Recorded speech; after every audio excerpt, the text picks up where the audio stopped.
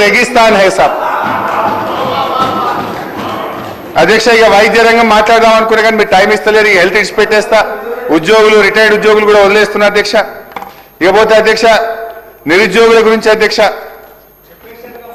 నిరుద్యోగుల విషయంలో అధ్యక్ష దయచేసి నేను బట్టి గారిని కోరేది ఒక్కటే, మీరు ఇప్పటికైనా తక్షణమే ఇచ్చిన మాట ప్రకారంగా 2 లక్షల ప్రభుత్వ ఉద్యోగాల భర్తీకి జాబ్ క్యాలెండర్ విడుదల చేయాలని, ఉద్యోగాల భర్తీ ప్రక్రియ వెంటనే ప్రారంభం చేయాలని చెప్పి వారి పక్షాన కోరుతా ఉన్న అధ్యక్ష. మహిళల విషయంలో అధ్యక్ష మీరు నెలకు 2500 రూపాయలు మహాలక్ష్మిలో మొట్టమొదటి హామీ ప్రతి మహిళకి ఇస్తామన్నారు. సగం కాలం అయిపోయింది అధ్యక్ష. ఇక మిగిలింది ఒకటే పూర్తి బడ్జెట్ అధ్యక్ష.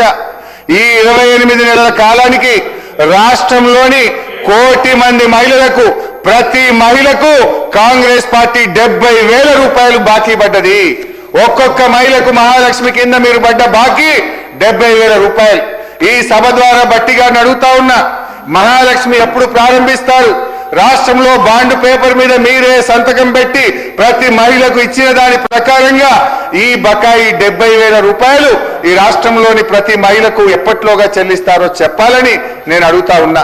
1,00,000 కోట్ల వడ్డీ లేని రుణాలు లేవు, స్కూటీలు లేవు, తులం బంగారం లేదు, కేసీఆర్ కిట్లు లేవు, న్యూట్రిషన్ కిట్ లేదు, ఆరోగ్య మహిళ పథకం లేదు, బతుకమ్మ చీరలు లేవు, అంగన్వాడీ ఆశా వర్కర్లకు పెంచుతామన్న వేతనం 18,000 ఇంతవరకు పెంచింది లేదు. పెరిగిందేమని ఉన్నదంటే మీ పాలనలో కడుపు కోతలు పెరిగినాయి, మహిళలపై అత్యాచారాలు పెరిగినాయి, క్రైమ్ రేట్ పెరిగింది అధ్యక్ష. చేయూత పెన్షన్ అధ్యక్ష, మహాలక్ష్మిలో చివరి హామీ మీరు వృద్ధులకు వితంతువులకు 4,000 రూపాయలు పెన్షన్ ఇస్తామన్నారు అధ్యక్ష. ఆనాడు కేసీఆర్ గారు 200 పెన్షన్ 1000 చేస్తా అంటే ప్రభుత్వం వచ్చిన మొదటి నెలలోనే 1000 రూపాయలు చేసి మా నిజాయితీని మేము నిరూపించుకున్నాం అధ్యక్ష. రెండవసారి ప్రభుత్వం వస్తే 1000ని 2,000 రూపాయలు చేస్తామంటే ఆనాడు కేసీఆర్ గారు ప్రభుత్వం మొదటి కేబినెట్ లోనే 2,000 రూపాయలు ఇచ్చి మా నిజాయితీ నిరూపించుకున్నాం అధ్యక్ష. మీరు అధ్యక్ష సగం కాలం అయిపోయింది. మీకు డిసెంబర్లోనే 4,000 పెన్షన్ ఇస్తా, మనమడు వచ్చి కాళ్ళొత్తుతాడు అని చెప్పి ముఖ్యమంత్రి గారు ప్రసంగాలు ఇచ్చారు. మరి ఏమైంది?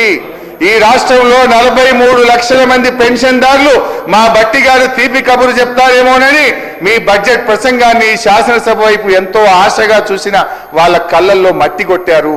నేను బట్టి గారిని అడుగుతా ఉన్నా, దయచేసి ఈ రాష్ట్రంలో 43 లక్షల మంది పెన్షన్దారులకు ఎప్పటి నుంచి 4,000 రూపాయలు ఆసరా పెన్షన్ ఇస్తారో చెప్పండి. ఈ 28 నెలల కాలానికి రాష్ట్రంలో ఒక్కొక్క పెన్షన్దారుడికి 50,000 రూపాయలు బకాయి పడ్డరు. అది ఎప్పట్లోగా చెల్లిస్తారో చెప్పాలని అడుగుతా ఉన్నా అధ్యక్ష. R&B గురించి ఆర్టీసీ గురించి కూడా మాట్లాడాల్సి ఉండే, మీరు టైం ఇస్తలేరు కనుక R&B ఆర్టీసీ వదిలేస్తున్నా అధ్యక్ష. మా భూభారతి కూడా చాలా విషయాలు మాట్లాడదామని కానీ భూభారతిలో చాలా విషయాలు కట్ చేసి స్ట్రైట్ గా సాదా బైనామాకు వస్తున్న అధ్యక్ష. ఆనాడు బీఆర్ఎస్ ప్రభుత్వ హయాంలో అధ్యక్ష కేసీఆర్ గారు ఉన్నప్పుడు 6,18,000 మందికి 1 రూపాయి ఖర్చు లేకుండా సాదా బైనామా అమలు చేసి పట్టా పాస్ పుస్తకాలు ఇచ్చాం. కానీ వీళ్ళు ఏం చెప్పారు? మేము రాగానే 2వ విడత సాదా బైనామా పూర్తి చేస్తామన్నారు అధ్యక్ష. కానీ జరిగింది ఏంది అధ్యక్ష? 4,06,991 దరఖాస్తులు రిజెక్ట్ చేసినారు. కేవలం 177 మందికి మాత్రమే సాదా బైనామా అమలు చేశారు. అది అమలు చేసే ఉద్దేశం లేక మెలిక పెట్టారు. ఏం మెలిక? మీకు అమ్మిన వాళ్ళు బాండ్ పేపర్ మీద రాసిస్తే సాదా బైనామా అమలు చేస్తాం, అమ్మినోడు రాసియడు, నువ్వు సాదా బైనామా చెయ్యవు అంటే 8 లక్షల మంది సాదా బైనామా దరఖాస్తుదారుల నోట్లో మట్టి కొట్టారు. వాళ్ళకి ఇచ్చిన మాట తప్పారు మీరు. ఆనాడు LRS ఫ్రీ అన్నారు, గవర్నమెంట్ రాగానే ముక్కుపిండి ఇలా LRS వసూలు చేస్తున్నారు.